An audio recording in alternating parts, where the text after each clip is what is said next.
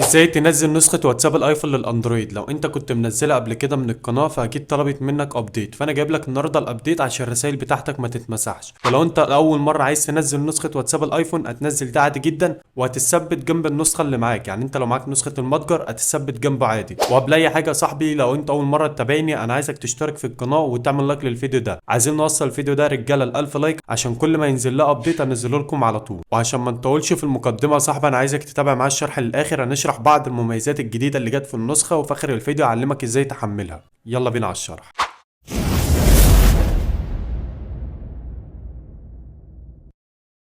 اول ما تثبتها يا صاحبي هتفتح معاك بالواجهة دي كده، ومش هتطلب منك ابديت تاني لو انت كنت منزل ابديت القديم.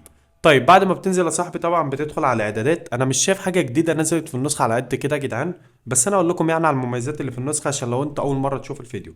اول حاجة كده يا صاحبي، لو دخلت على الخصوصية عندك اخر ظهور وعندك الصورة الشخصية، دي كلها احنا عارفينها.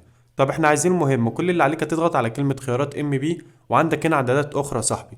عندك هنا ممكن بقى تغير في حجم السطر، وتغير في حجم الملصقات وحجم الرمز التعبيري، يعني المميزات دي كلها. وعندك هنا منع لقطة شاشة وتسجيل الشاشة. الكلام ده لو حد مثلا، يعني انت مثلا بتتكلم في شات هو ما يعرفش ولا ياخد سكرين فيديو ولا سكرين شات. تعالى بقى اعلمك ازاي تعمل الخط بتاع الايفون والايموجي بتاع الايفون، عشان اول ما بتحمل النسخة ما بيكونش معمول. كل اللي عليك بتضغط على كلمة الكل، وبعد كده بتضغط على الستايل، على كلمة الستايل اللي هي الشكل، وتضغط على تغيير نوع الخط. طبعا انت بتنزل تحت زي ما انت شايف كده، وعندي معمول على اول واحدة مش معمول اصلا. كل اللي عليك يا صاحبي بتختار اللي هو ايفون. معاك 3 ايفون، ممكن انت تختار العريض او اللي انت محتاجه طبعا. وعندك هنا الايموجي بتاع الايفون بتختار اللي تحت، ده الايموجي بتاع التليفون، اللي فوق بتاع واتساب الايفون.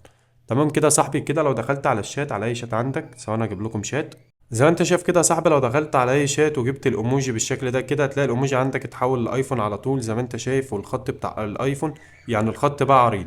طيب ازاي بقى صاحبي تحمل النسخه ده عشان ما نطولش، انت اكتشف المميزات مع نفسك. لقينا صاحبي سايب لك لينك في الوصفه، وفي اول تعليق هيفتح معاك بالواجهه دي كده. كل اللي عليك هتنزل تحت هيقول لك لتحميل واتساب الايفون اخر اصدار اضغط هنا. كل اللي عليك تضغط على كلمه اضغط هنا اهوت، هيبدا الموقع يحمل معاك. بعد ما يحمل معاك بالواجهه دي كده يا صاحبي، كل اللي عليك هتنزل تحت، هيقول لك للتحميل اضغط هنا، تضغط على كلمه من هنا، وبعدين هتنزل تحت شويه هيقول لك استنى 30 ثانيه. اول ما ال 30 ثانيه دول يعدوا هتلاقي الرابط جالك ميديا فاير على طول، وتقدر تحمل النسخه وتحمل الابديت الجديد. لو استفدت معايا ما تنساش تعمل لايك للفيديو، واهم حاجه تشترك في القناه وتفعل الجرس تعمله الكل، عشان النسخه بتطلب ابديت كل اسبوعين او كل شهر، فانا بنزله لك. فعشان القناه ما تتوهش منك اشترك في القناه، وان شاء الله اشوفكم في فيديو جديد. سلام.